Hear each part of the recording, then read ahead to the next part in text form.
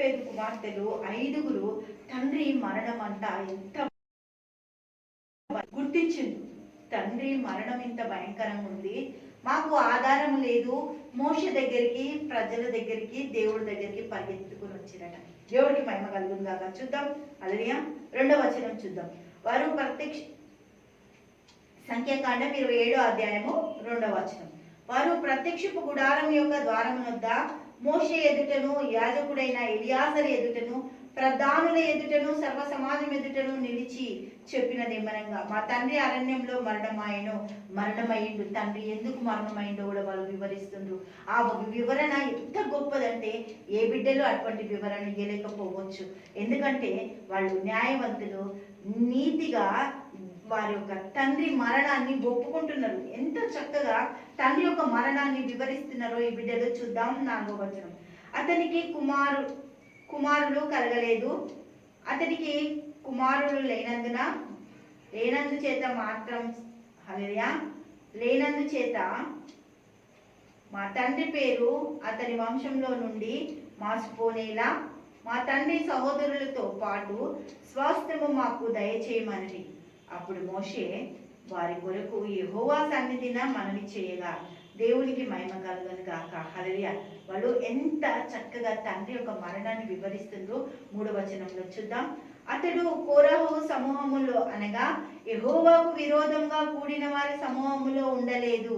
దేవునికి విరోధంగా పాపము చెయ్యలేదు. కానీ హల్లెలూయా తన పాపములను బట్టే మృతి పొందిండు. తను చేసుకున్న పాపాన్ని బట్టే చనిపోయింది. కానీ కోరహు కుమారులు ఏదైతే మరణం గురించి హల్లెలూయా వాళ్ళు మరణించిండ్రు, అటువంటి మరణము, పాపపు మరణము మా ఒక తండ్రి దేవునికి విరోధంగా మరణించలేదు, కానీ తన చేసుకున్న పాపాల వల్ల మాత్రం మరణించిండు అని వాళ్ళు సాక్ష్యం ఇస్తారు.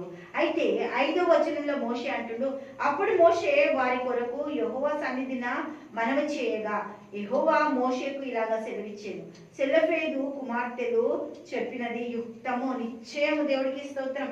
అది కరెక్టే, వాళ్ళకి ఇవ్వాల్సిందే. ఎందుకంటే కుమారులు లేరు, కుమార్తెలే శాస్త్రం కాబట్టి, దేవుని భయభక్తులు కలిగిన కుమార్తెలు కాబట్టి దేవుని దగ్గర గోజాడడానికి ప్రవక్తని పట్టుకుంటున్నారు. హల్లెలూయా.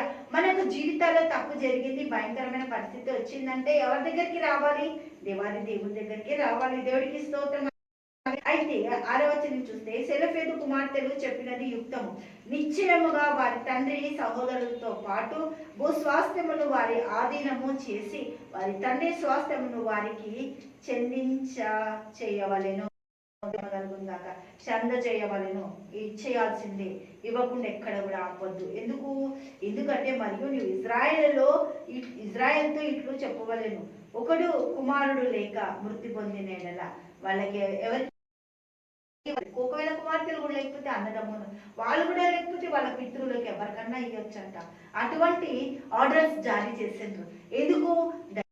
నిర్ణయంతో ఈ సెలొఫేదు కుమార్తెలు దేవుని దగ్గర అడిగి దేవుని దగ్గర నుంచి సమస్తం పొందుకొని పాఠం నేర్చుకున్నారు. వారి యొక్క తండ్రి మరణం నుండి వాళ్ళు పాఠం నేర్చుకున్నారు. కానీ దుసిల్లా తండ్రి మరణాన్ని చూస్తూ కూడా పాఠం నేర్చుకోవడం కాదు, తన జీవితాన్ని సరి చేసుకోకుండా, తన జీవితాన్ని మార్చుకోకుండా మహిమలో హల్లెలూయా దేవుని కృపలో బ్రతకాల్సిన బిడ్డ హల్లెలూయా నాశనకరమైన తెగుళ్లతోటి, నాశనకరమైన బంధకాలతోటి తన జీవితాన్ని గడుపుకోవడానికి ఇష్టపడింది ఈ దుసిల్లా.